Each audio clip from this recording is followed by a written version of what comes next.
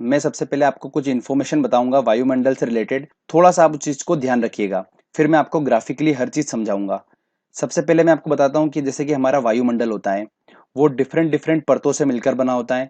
तो उसमें सबसे ऊपर की परतें होती हैं, उनके अध्ययन को अपन क्या बोलते हैं, एरोलॉजी बोलते हैं, ठीक है। और जो नीचे की जो परत होती है उसके अध्ययन को हम बोलते हैं मेट्रोलॉजी बोलते हैं, ठीक है। तो थोड़ा सा इसको ध्यान रखिएगा।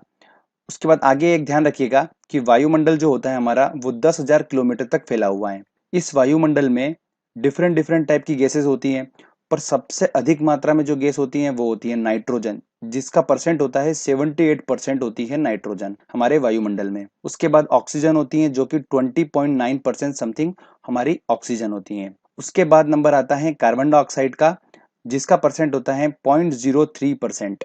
और आर्गन होती हैं जिसका परसेंट होता है 0.9%। तो फ्रेंड्स ये मोटी मोटी जो चार गैसें हैं ये हमारे वायुमंडल में पाई जाती हैं। इसके अलावा बहुत सारी गैसेज हैं वो भी वायुमंडल में, जिनका परसेंट बिल्कुल 0.0 करके है। डिफरेंट डिफरेंट टाइप की गैसेज भी पाई जाती हैं, पर ये मेन चार गैसेज होती हैं। तो आप थोड़ा सा ध्यान रखिएगा, ये एग्जाम में पूछ ले जाता है। चलिए आगे ध्यान रखिए कि वायुमंडल को तापमान व अन्य घटकों के हिसाब से 5 परतों में डिवाइड किया है। कितने परतों में, 5 परतों में। सबसे पहले आता है शोभ मंडल, जिसको हम क्या बोलते हैं, ट्रोपोस्फेयर बोलते हैं। उसके बाद आता है समताप मंडल, जिसको हम बोलते हैं स्ट्रेटोस्फेयर बोलते हैं। फिर मध्य मंडल, आयन मंडल। उसके बाद आता है दोस्तों बहिर्मंडल। इस तरीके से इसको 5 परतों में डिवाइड किया गया है। अब मैं आपको एक एक करके सबको अच्छे से समझाऊंगा। बिल्कुल आप ग्राफिकली ध्यान से समझिएगा, आपको मजा आ जाएगा समझने में। चलिए स्टार्ट करते हैं हम। जैसे कि आपको दिख रहा है ये हमारी अर्थ है, ठीक है। और सन दिख रहा है। अर्थ से लेकर सन तक का जो हमारा है फ्रेंड्स, ये डिफरेंट डिफरेंट हम इसको परतों में डिवाइड करेंगे, देखिएगा आप। सबसे पहले मैं आपको बताता हूं कि हमारी जो अर्थ की सरफेस है वहां से लेकर 18 किलोमीटर तक जो हमारा एरिया आता है, ये आता है हमारा शोभ मंडल का एरिया। इसे क्या बोलते हैं, ट्रोपोस्फेयर बोलते हैं। ध्यान रखिए दोस्तों, शोभ मंडल को संवहन मंडल के नाम से भी जाना जाता है। किस नाम से, संवहन मंडल के नाम से, ठीक है। ये एग्जाम में पूछ लिया जाता है क्वेश्चन। तो 18 किलोमीटर तक का एरिया है ये। अब दोस्तों ध्यान से सुनिए, मैं आपको इंपॉर्टेंट पॉइंट्स बता रहा हूं इस परत के बारे में। सबसे पहले बात करते हैं हम कि इसमें क्या क्या एक्टिविटी होती है। तो वायुमंडल की घटनाएं होती हैं। अब वायुमंडल की घटनाएं कैसे दोस्तों, जैसे सुनिए ध्यान से कि बादल का गरजना, है ना, बिजली का चमकना, आंधी तूफान, जलवाष्प, ये सब जो एक्टिविटी होती हैं, ये सभी एक्टिविटी होती हैं दोस्तों ट्रोपोस्फेयर में। मतलब ये जो आपको वायुमंडल की परत दिख रही है, इस परत में ये सब एक्टिविटी होती हैं, ठीक है।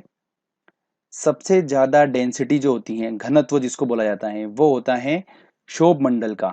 अब देखिए, जब भी हम पृथ्वी की सरफेस से नीचे से ऊपर की तरफ जाएंगे तो जो घनत्व होगा, जो डेंसिटी होगी, वो ऊपर जाते जाते धीरे धीरे कम हो जाएगी। मतलब सबसे ज्यादा कहां पर होगी, सबसे ज्यादा होगी क्षोभ मंडल में होगी, ठीक है दोस्तों।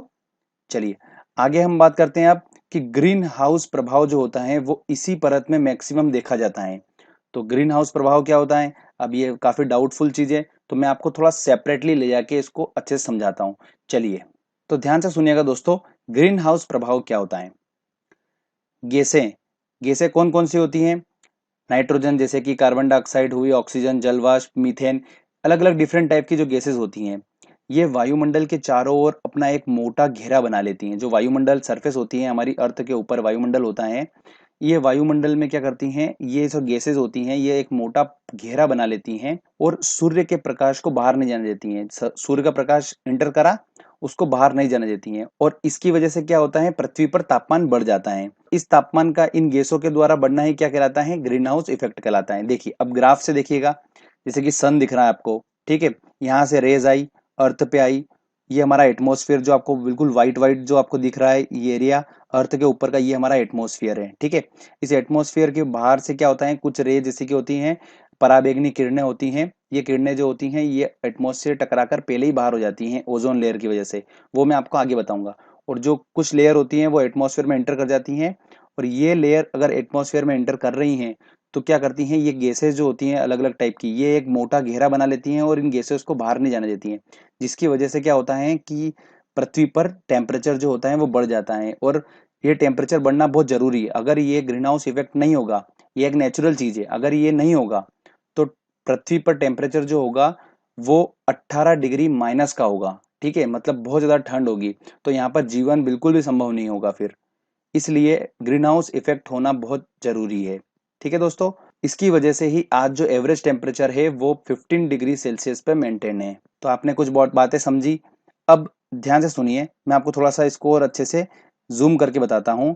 देखिए, ये सन है, सन की किरणें अंदर आई, पृथ्वी की सरफेस से रिफ्लेक्ट हो गई, परावर्तित होकर वापस ऊपर की तरफ गई, तो CO2, CH4, methane, carbon dioxide, N2O, इन सब गैसेस से टकराकर वो वापस कहां पर आ गई, पृथ्वी पर आ गई।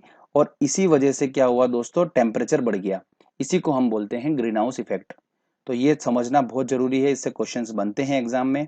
तो ध्यान रखिएगा, ग्रीन हाउस इफेक्ट की सबसे महत्वपूर्ण गैस कौन सी है दोस्तों, कार्बन डाइऑक्साइड है। कौन सी है, कार्बन डाइऑक्साइड। ठीक है दोस्तों, चलिए वापस हम वहीं चलते हैं और उसी को कंटिन्यू करते हैं हम।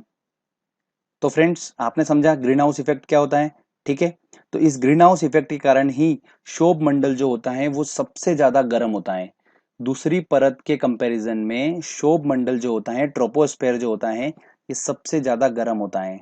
एक बात और ध्यान रखिएगा कि ग्रीष्म ऋतु में, जब गर्मी का सीजन होता है, ग्रीष्म ऋतु में क्या होता है, इस क्षोभ मंडल जो ट्रोपोस्फेयर है, इसकी जो ऊंचाई होती है वो थोड़ी सी परिवर्तित हो जाती है, ऊपर नीचे हो जाती है। ठीक है, तो बढ़ जाती हैं। ध्यान रखिएगा, ग्रीष्म ऋतु में क्षोभ मंडल की ऊंचाई बढ़ जाती है। ओके, तो ये मैंने आपको कुछ इंपॉर्टेंट पॉइंट्स बताए हैं, तो ध्यान रखिएगा। चलिए अब मैं आपको बताता हूं आगे। इसके बाद दोस्तों, जो अपनी सरफेस है, अर्थ की सरफेस से 50 किलोमीटर तक का ऊपर का जो एरिया आता है, वो एरिया जो होता है वो बोलते हैं उसको हम समताप मंडल, मतलब स्ट्रेटोस्फेयर बोलते हैं। क्या बोलते हैं, स्ट्रेटोस्फेयर। ध्यान से समझिए, इसकी क्या क्या एक्टिविटी है मैं आपको बताता हूँ। सबसे पहले बात तो कि ताप लगभग समान होता है। ठीक है, धीरे धीरे ऊपर जाते हैं तो बिल्कुल माइनर बढ़ता है, मतलब एक प्रकार से लगभग समान होता है। उसके बाद इसमें मौसमी घटनाएं नहीं होती हैं। कौन कौन सी, जैसे कि मैंने आपको बताया था, बादलों का गरजना, ठीक है, बिजली चमकना, उसके बाद बारिश होना, जलवाष्प, आंधी तूफान, ये कुछ भी नहीं होता है, शांत होता है। इसका शांत होने की वजह से ही जो 18 किलोमीटर तक तो क्षोभ मंडल आ गया था, उसके ऊपर का जो 10 किलोमीटर का जो एरिया आता है, वहां पर दोस्तों चलते हैं एरोप्लेन वगैरह, जो चलते हैं ना, हवाई जहाज वगैरह, वो इसी सरफेस में चलते हैं, इसी लेयर में चलते हैं। ठीक है, तो ध्यान रखिए दोस्तों, इस परत में ही देखने को मिलते हैं हमको एरोप्लेन वगैरह। अब आगे और ध्यान से सुनिए, इसी समताप मंडल का जो 10 किलोमीटर तक का जो एरिया छोड़कर ऊपर का जो एरिया होता है, वो होता है दोस्तों हमारा ओजोन मंडल।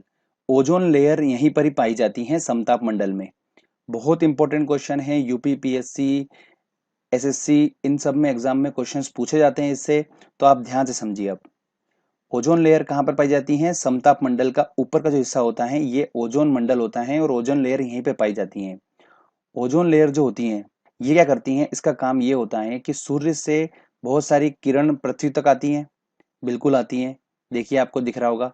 तो इसमें सबसे खतरनाक जो होती हैं वो होती हैं पराबैंगनी किरण, अल्ट्रावायलेट जो रे होती हैं। पराबैंगनी किरण अगर पृथ्वी तक आती हैं तो उससे हमें कैंसर की जैसी खतरनाक बीमारी होती है। तो ऐसी पराबैंगनी किरणों को कौन रोकता है दोस्तों, ओजोन लेयर ही रोकती है। इसलिए ओजोन लेयर जो होना बहुत जरूरी है। और अभी अभी ध्यान रखिए कि ओजोन लेयर में एक छिद्र देखा गया था। कहां पर देखा गया था, अंटार्कटिका जो है उसके ऊपर एक छिद्र देखा गया था। तो ये भी एग्जाम में क्वेश्चंस पूछा जा चुका है, तो ध्यान रखिएगा। ओजोन लेयर को नुकसान किस किस चीजों से होता है, तो मैं आपको बता देता हूँ। जैसे कि क्लोरोफ्लोरोकार्बन जो होता है, क्लोरोफ्लोरोकार्बन से नुकसान पहुंच रहा है ओजोन लेयर को। ये अब क्लोरोफ्लोरोकार्बन कहाँ से बनता है, तो जो ऑयल पेंट का डब्बा होता है उसको जलाने से क्लोरोफ्लोरोकार्बन जो होता है वो निर्मित होता है। और रेफ्रिजरेटर की गैस, एयर कंडीशनर की गैस, इन सब से जो होता है नुकसान पहुंच रहा है ओजोन लेयर को। तो ये कुछ इंपॉर्टेंट पॉइंट्स मैंने आपको बताए हैं ओजोन लेयर से रिलेटेड, तो आप थोड़ा ध्यान रखिएगा।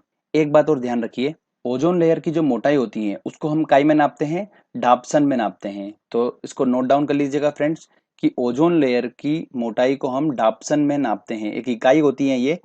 तो ये भी एग्जाम में पूछा जा सकता है, इसलिए मैंने आपको बता दिया। चलिए, ये हमने समताप मंडल को अच्छे समझ लिया है।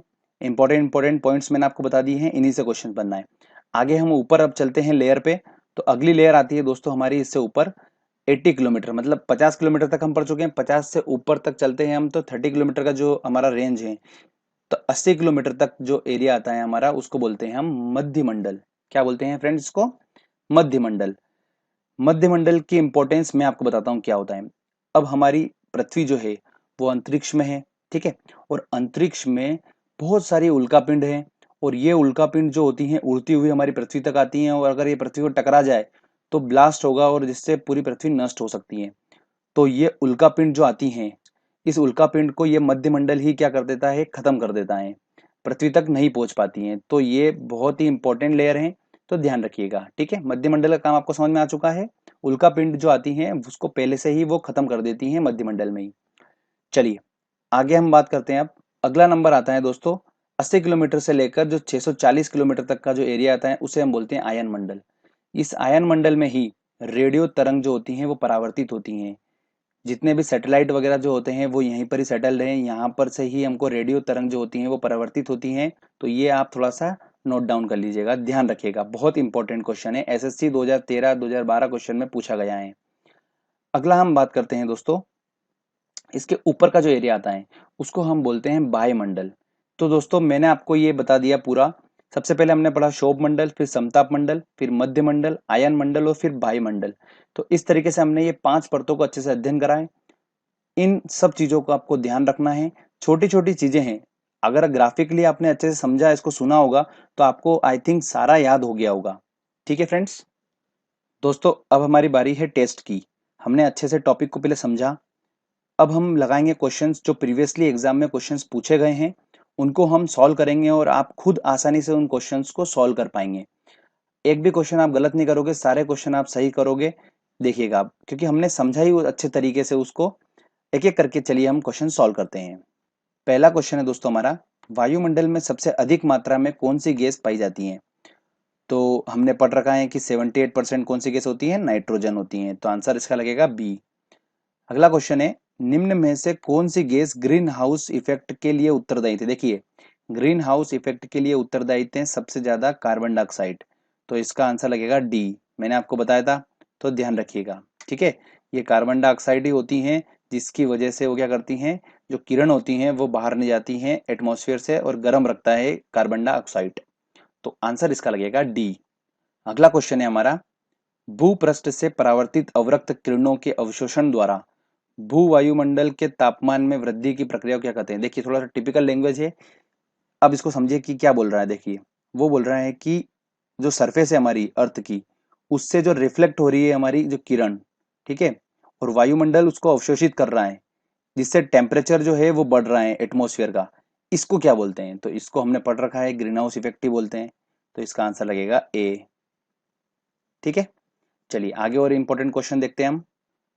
अगला क्वेश्चन है, क्षोभ मंडल वायुमंडल का सबसे गर्म परत है, क्योंकि बिल्कुल सही बात है, गर्म परत है क्षोभ मंडल सबसे ज्यादा, ठीक है। ट्रोपोस्फेयर जो है वो सबसे ज्यादा गर्म है, क्योंकि ये सूर्य के निकटतम है, बिल्कुल गलत। ये तो इसमें अवशोषित कण हैं, ये भी गलत बात है। ये पृथ्वी के पृष्ठ से गर्म हो जाती हैं, पृथ्वी के पृष्ठ से गर्म हो जाती हैं, बिल्कुल सही बात बोली है कि पृथ्वी के पृष्ठ से ही रिफ्लेक्ट होती हैं अपनी कौन सी, सन की जो रेज आती हैं, उसकी वजह से ही ये क्षोभ मंडल जो होता है वो गर्म हो जाता है।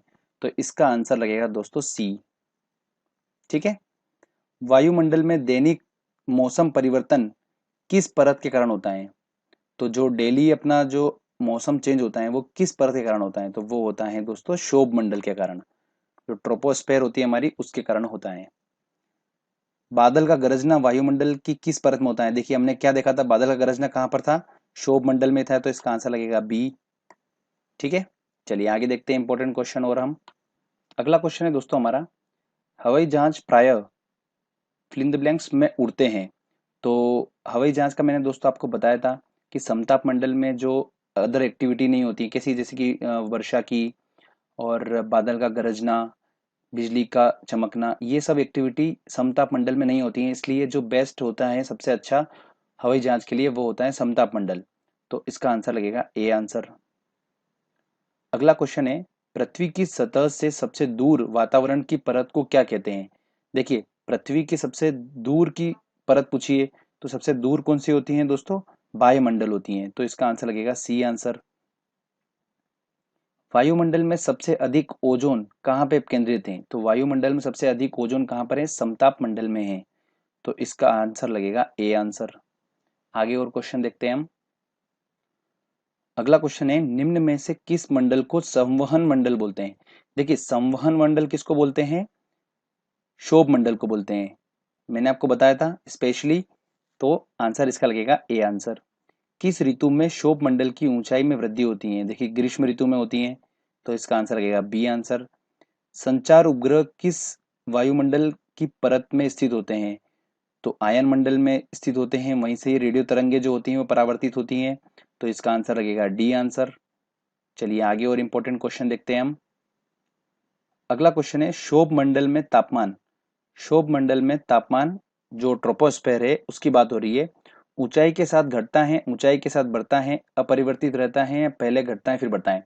तो ट्रोपोस्फेयर में जब हम धीरे धीरे ऊपर की तरफ जाते हैं तो टेम्परेचर जो होता है वो घटता जाता है। तो ध्यान रखिएगा फ्रेंड्स, ये पॉइंट मैं आपको यहाँ पर बता रहा हूँ कि ट्रोपोस्फेयर जो होता है वहां पर जब हम नीचे से अर्थ की सरफेस से ऊपर की तरफ चलते हैं तो धीरे धीरे टेम्परेचर जो होता है उसमें टेम्परेचर में कमी आने लग जाती है, मतलब लगभग एक 162 मीटर के बाद 1 डिग्री सेल्सियस टेम्परेचर कम हो जाता है। तो ऊंचाई के साथ साथ जाने पर टेम्परेचर कम होगा और ऊंचाई पे जाने के साथ साथ भी डेंसिटी भी कम होगी। तो दोनों चीजें, ये दोनों चीज याद रखना, ठीक है? तो इसका आंसर लगेगा ए आंसर। ओजोन परत मुख्यतः पाई जाती है, ओजोन परत कहाँ पर पाई जाती है? तो मैंने आपको बताया था समताप मंडल में पाई जाती हैं। ये इंपॉर्टेंट क्वेश्चन है, बहुत पूछा जाता है क्वेश्चन ये। तो इसका आंसर लगेगा ए आंसर। वातावरण की कौन सी परत रेडियो तरंगों को परावर्तित करती है? तो रेडियो तरंगों को परावर्तित करती है, देखिए समताप मंडल बिल्कुल भी नहीं, क्षोभ मंडल ये तो सबसे पहली है, तो हो ही नहीं सकता। मध्य मंडल बिल्कुल भी नहीं, मध्य मंडल उल्का पिंड को खत्म कर देती है। और आयन मंडल, बिल्कुल आयन मंडल में ही जो सैटेलाइट वगैरह जो सेटल होती हैं यही रेडियो तरंगों को परावर्तित करती हैं, तो इसका आंसर लगेगा डी आंसर। तो इस तरीके से दोस्तों हमने आसानी से ये टॉपिक को कवर कर लिया, समझ लिया। अगर इससे क्वेश्चन आएगा तो 100% मैं बोल सकता हूँ कि आप क्वेश्चन को आसानी से सॉल्व कर लेंगे, क्योंकि जितना भी इस टॉपिक से रिलेटेड क्वेश्चंस थे मैंने आपको सारे सॉल्व करवा दिए हैं और समझा दिया अच्छे से।